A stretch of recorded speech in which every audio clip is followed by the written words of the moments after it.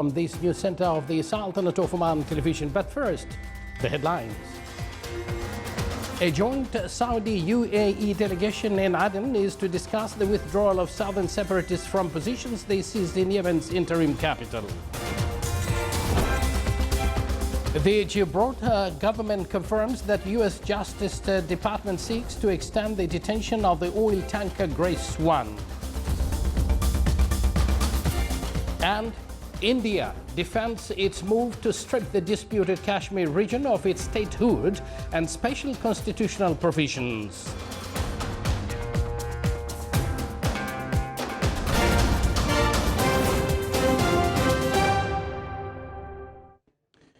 Good evening once again, and thank you for joining us. Those were the headlines, and now the news in detail.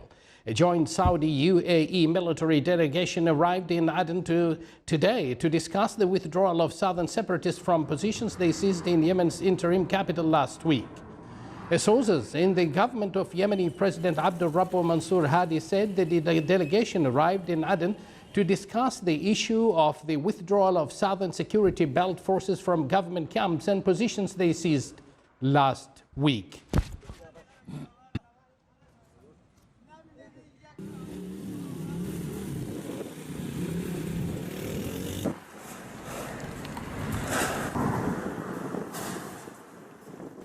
The United States moved today to halt the release of an Iranian supertanker detained in Gibraltar for breaching European Union sanctions on oil shipments to Syria, thwarting efforts by authorities in London and the British Overseas Territory to diffuse tensions with Tehran.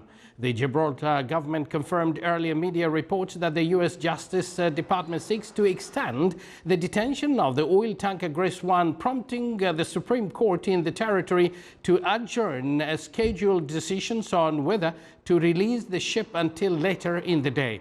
Britain's Foreign Office said that the investigations conducted around the Grace 1 are a matter for the government of Gibraltar. Prime Minister Boris Johnson, Downing Street's office, said Iran was discussed during the UK leaders' meeting with President Donald Trump's National Security Advisor John Bolton earlier in the week. The Grace 1, carrying 2.1 million barrels of Iranian crude, was seized last month in the British Royal Navy operation off Gibraltar. The crew of the Grace 1 includes sailors from India, Pakistan, and Ukraine.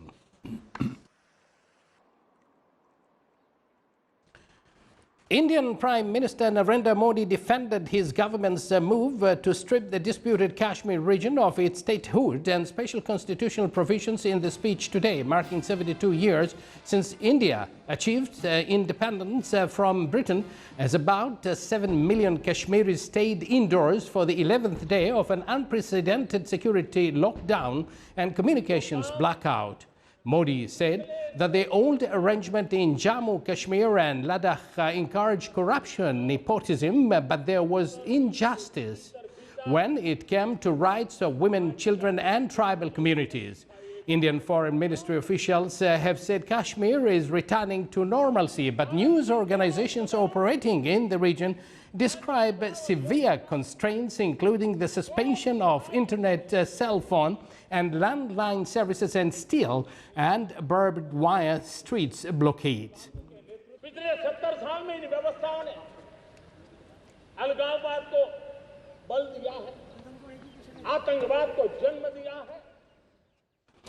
China has to take necessary countermeasures years of the latest U.S. tariffs on $300 billion of Chinese goods. The Finance Ministry said the U.S. tariffs violate a consensus reached by the leaders of the two countries and get off the right track of resolving disputes via negotiations. The United States said early this month it would slap duties from September 1st on $300 billion of Chinese goods, which would effectively cover all of China's exports to the United States. But President Donald Trump backed off part of the plan on Tuesday, delaying duties on items such as cell phones, laptops and other consumer goods in the hopes of blunting their impact on U.S. holiday sales. Tariffs will still apply to those products from mid-December.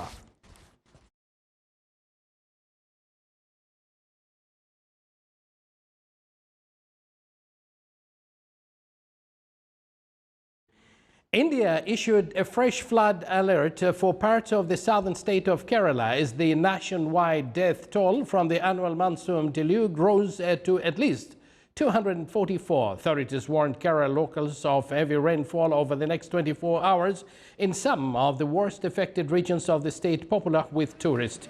Kerala was hit by its worst floods in almost a century last year, when 450 people died, and the state is still recovering from the damage to public infrastructure, including highways, railways and roads. The state's death toll this monsoon season increased to 105 overnight, with at least 55 people missing. At least 58 people have also lost their lives in neighboring Karnataka state, where authorities have rescued around 677,000 people from flooded regions. In the western state of Gujarat and Maharashtra, the death toll reached 91, with hundreds of thousands rescued from inundated regions.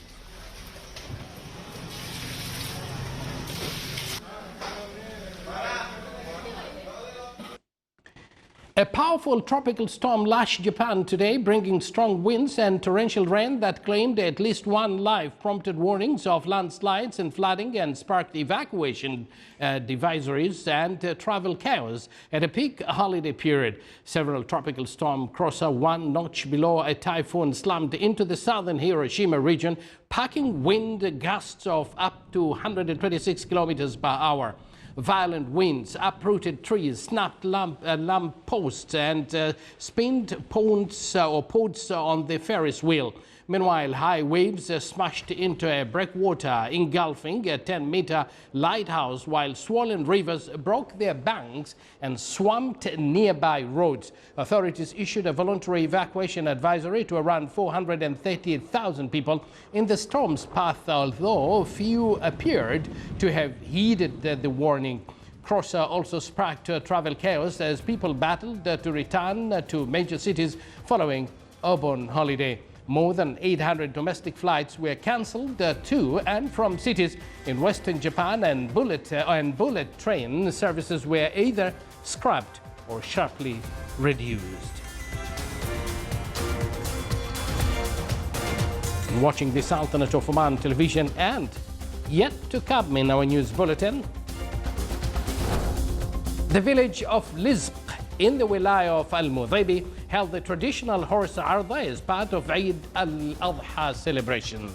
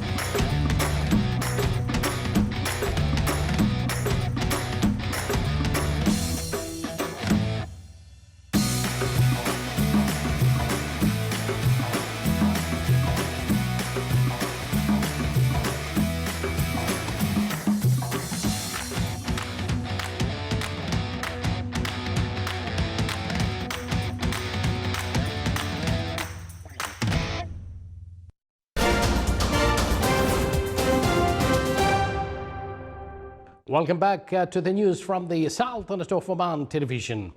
Oman oil price October 2019 delivery reached $59.06 per barrel. According to the Dubai Mercantile Exchange, Oman oil price declined by $1.35. The average price of Oman oil August 2019 delivery reached $61.72 per barrel, thus $8.27 lower than price of July 2019 delivery.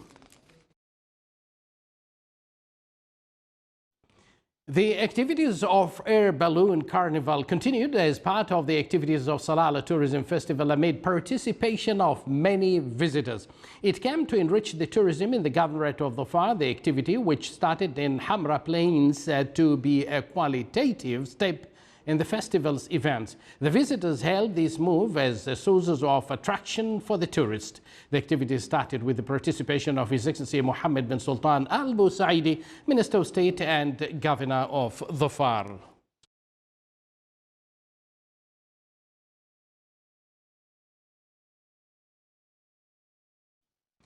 In celebration of the blessed Eid al-Adha, a traditional horse arda was held in Lizq village in the Wilaya of Al-Mudhabi. The event was presided over by His Excellency Sheikh Saif bin Mohammed Shabibi, Minister of Housing. Our reporter Saleh bin Khalfan al-Rahbi was there and he has prepared this particular report. In an elegant show delighting the attendees, 50 Omani horsemen performed spectacular shows of the traditional horse arda in celebration of Eid al-Adha in Lizq village in the Wilaya of Al-Mudhabi in North Al-Sharqiyya Governorate. What we have seen in Wilayat Al-Mudhabi is not new, because Al-Mudhabi is one of the wilayat who are very well known in terms of the horse racing and also camel racing, and this is almost every year is being held, especially in occasion like National Day holidays and Eid holidays, and it attracts a lot of participants, not only from Al-Mudhabi but also from other wilayats. Plus also people who are coming to watch this, they are coming from all over Oman. It's very important to reborn our tradition, and in this day's Eid day, and we hope that continue to the future. And our sons and grandsons will continue to do this arda, inshallah. The exciting horse arda was accompanied by some traditional Omani singing arts and poetic recitation, adding more entertainment to the audience, along with such sensational performances made by the horse riders. It's very important as we are young here, so we develop this historical arda. If we don't do as we are young, who will be did this? And I'm thankful for who is enjoying us today. Thank you very much. They will give us support when they coming here. I'm happy to participate in this arda because this arda is part of traditional in Oman. So I would like everyone to success this arda. I like to watch horse races because I learn new skills. Also, this is part of our culture. The horsemen showcase their phenomenal skills in horse arda, especially standing on the horse while it is running at full speed, which won the admiration and encouragement of the large crowds attending the show. Traditional horse sports are associated with Oman's long-standing identity and cultural heritage. This horse arda is a living proof in reviving the graceful traditions of Oman. From the Wilaya of Al-Mudhabi, Saleh bin Khalfan al-Rahbi, North Al-Sharqiyya Governorate.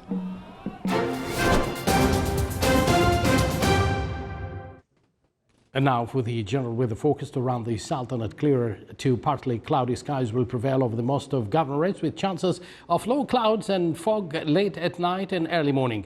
Over the coasts of Arabian Sea, cloudy skies with chances of intermittent drizzle are expected over the governorate of Dhofar. Winds will be southeasterly light to moderate. Seas will be moderate with a maximum wave height of 2 meters. More details on your screen.